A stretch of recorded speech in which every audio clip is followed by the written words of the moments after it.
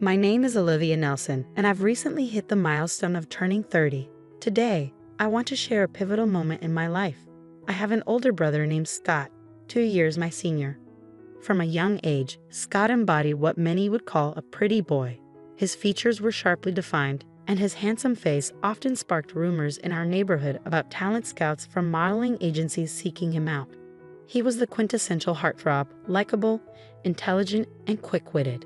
Our parents and the adults around us all adored him. On the flip side, I seemed to be the odd one out in our family, always carrying a bit of extra weight. Despite having similar facial features to Scott, being chubby detracted from any charm I might have had. I was reserved, not particularly engaging, and tended to keep to myself, missing out on the accolades showered upon my brother for his intelligence. It didn't take long for people to start labeling us as polar opposites, a contrast that seemed to be echoed by our parents. As we grew, the differences in treatment became increasingly evident. While Scott received praise and attention, I often felt overlooked. Hand-me-downs became my norm, even down to ill-fitting shoes that caused me to stumble more times than I care to remember.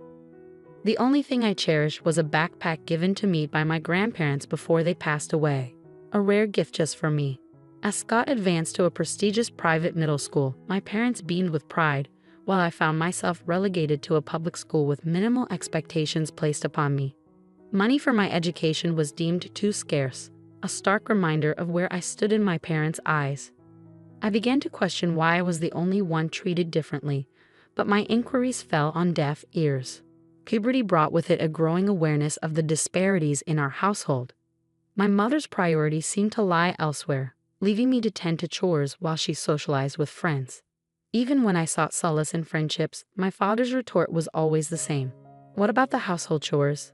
Scott, bless him, tried to intervene on my behalf, but his efforts fell short against the indifference of our parents. As Scott focused on his high school entrance exams, his presence in our home dwindled, leaving me to navigate the tumultuous waters of adolescence alone. The absence of my parents at parent-teacher meetings became the norm, a stark reminder of where their priorities lay. In 3 years of middle school, they attended just one meeting, a telling sign of the divide within our family. When I was in my first year, my parents attended the parent-teacher meeting, but during my second year, they stopped coming. By the crucial third year, when exams were just around the corner, they still didn't show up. My homeroom teacher expressed concern about possible issues at home, but I dismissed it. Although I recognized that my situation was far from normal, I didn't face physical abuse from my parents. I struggled to articulate the ongoing emotional distress I was experiencing. Admitting that my own parents didn't seem to care for me felt too humiliating. The incidents continued, with one particularly hurtful occurrence on New Year's Eve. At the end of that year, my parents took my brother to my mom's hometown, leaving me behind. Up until then, I had always been included in these trips, but that year they told me, "You're a student preparing for exams, so stay home and study." It felt like just an excuse, as if they simply found me bothersome. Alone on New Year's Eve, I didn't want to ask my friends to hang out, as it would reveal how isolated I was. Instead, I stayed home, keeping my feelings inside. I watched the Grammys, switched to the New Year's Eve specials, and went to bed after shedding a few tears. The next morning, I was startled awake by the insistent ringing of the doorbell. It was too early for my family to be back, so I anxiously checked the doorbell camera. To my surprise, my uncle and aunt from my mom's side stood at the door. I rushed over, my hair a mess from sleep, and asked them what was going on. "Olivia, you need to leave this house," my uncle stated firmly. "We've already spoken with your mother, and we'll handle the paperwork. Don't worry." I was stunned by his abruptness and struggled to process what he was saying. "Wait, what do you mean?" I asked, thrown off by his demeanor.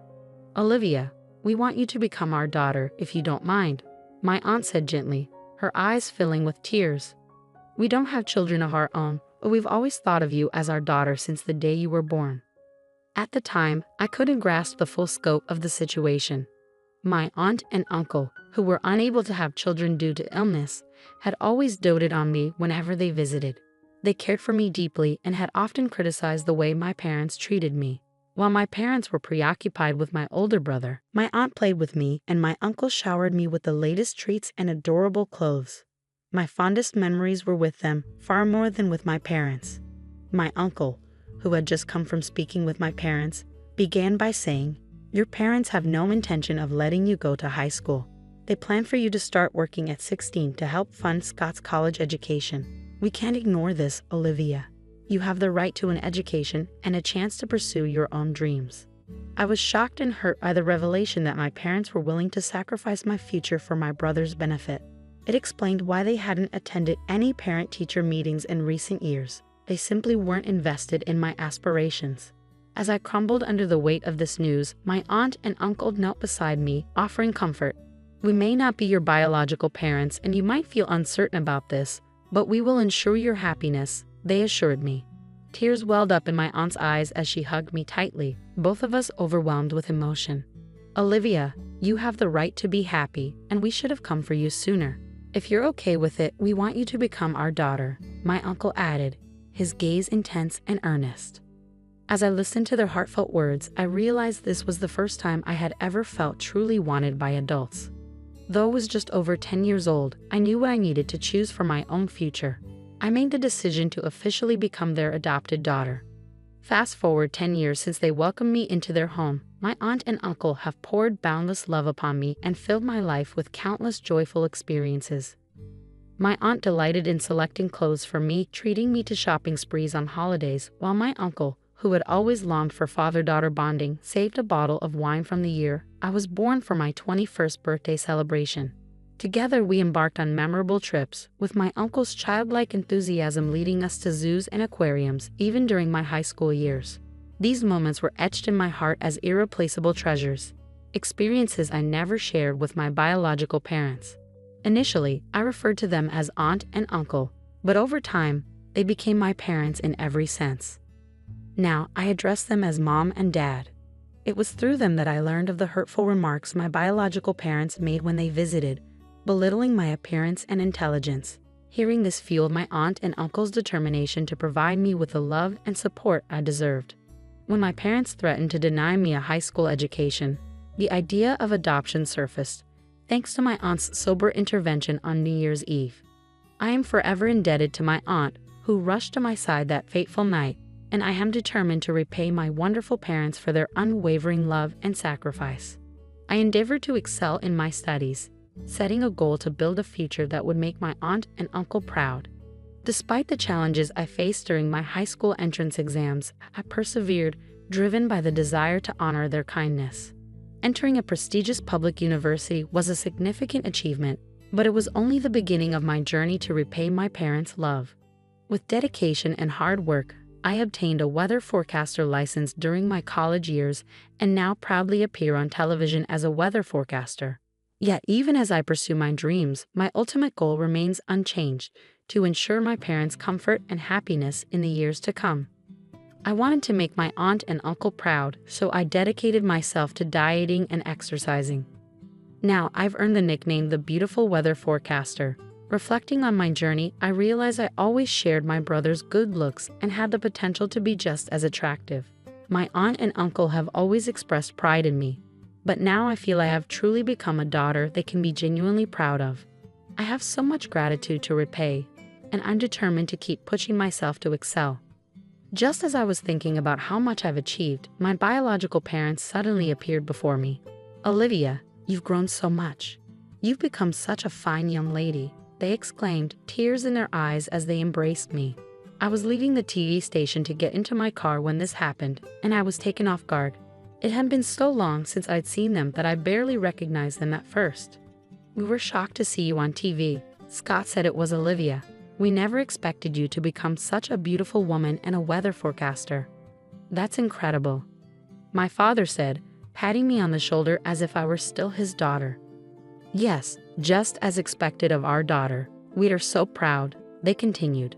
I couldn't hide my displeasure and glared at my parents, but they seemed unbothered by my reaction. "Since we're here, why don't we have a meal at the fancy restaurant just down the street? You must be earning a lot as a weather forecaster, right?" they continued.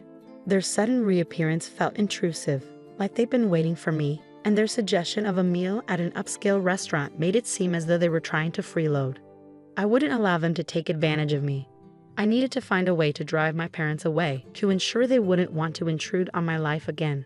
As I pondered this, a plan began to form in my mind. Mom, Dad, it's great to see you. But I actually have another job today, so I can't go out to eat. Sorry, I lied smoothly. Of course, I didn't have another job lined up, but I did have a plan involving my beloved aunt and uncle. Oh, that's unfortunate, my mom remarked, a slight click of her tongue. Could you maybe share your contact information? I'm organizing a small party for my birthday soon, and I'm inviting people from the TV station. It'll be fancy, with plenty of delicious food. I'd love to invite you. Upon hearing this, my parents' eyes noticeably lit up. Really? Oh, how lucky we are, my dad exclaimed. And there will be actors there too, right? Of course, I replied smoothly, hiding my amusement. There will be actors, and it's going to be quite the event. A month later, as planned, I arranged for a birthday party at a rented venue. While the gathering was small, a good number of people attended, lured by the promise of a glamorous affair. My parents arrived, eager and waving, acting as if they wanted everyone to know they were my parents, an irritating habit of theirs. Dad, Mom, welcome, I greeted them, masking my irritation with a smile. Could you head to the dressing room right away? They'll help you with everything, from your clothes to makeup. Your outfits are lovely, but we also have rental designer clothes available. Enjoy the atmosphere while you're here. At my suggestion, my parents' faces lit up with joy, their excitement palpable. It was clear they couldn't wait to try on the designer clothes. Oh, how easily they were swayed by the allure of luxury. I hardly ever get the chance to wear these outfits. I wonder if they'll suit me, my mom remarked with a chuckle. Haha, Mom, you've put on a little weight, my dad teased. Oh, stop it, she scolded. While they exchanged banter, I offered them flattery, saying you both still look young and beautiful, so anything will suit you. It seemed they had been waiting for a compliment, and they both nodded in agreement. In the past, I feared being disliked more than I already was. I couldn't understand my parents' motives, but now it was clear they were quite superficial. They craved high quality and luxurious things, easily swayed by popular trends. Once they had their hair and makeup done, my parents returned to the party venue in high spirits. My mother wore a pale pink mini dress that exposed her shoulders, a style more suited to a younger woman. The sagging skin on her knees revealed her true age.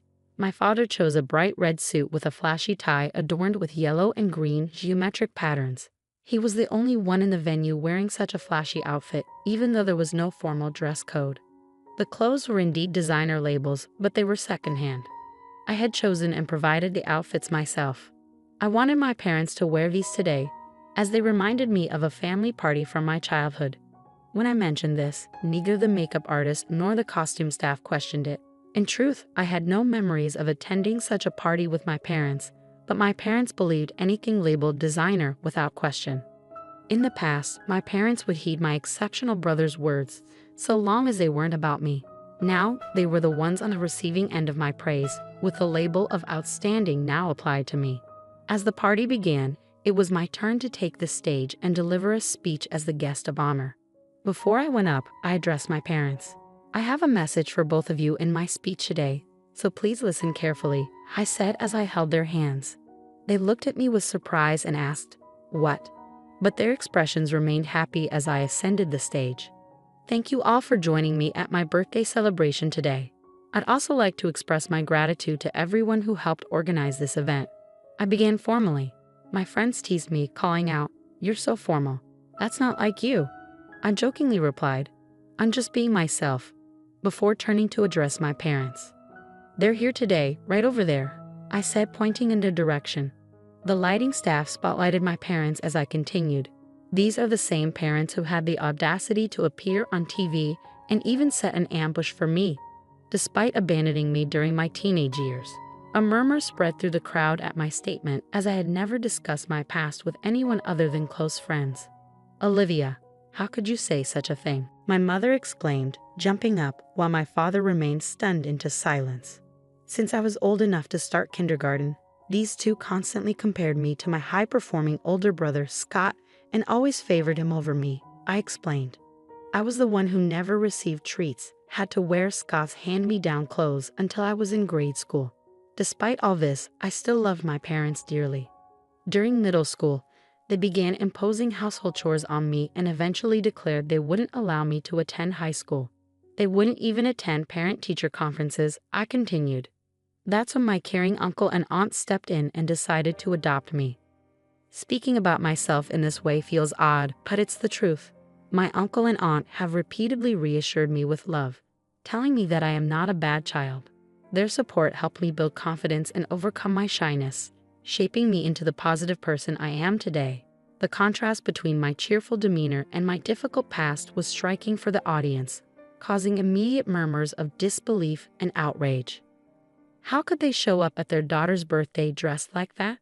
The crowd began to criticize my parents. Unable to handle the scrutiny, my parents hung their heads and trembled. Despite everything, I am now grateful to my biological parents. Their actions ultimately led me to find my true parents, my uncle and aunt, who enveloped me in the warmth of a loving family. My biological parents stared at me, expecting a turn in the story where they would be acknowledged as important. Instead, I offered them a quiet, smiling look.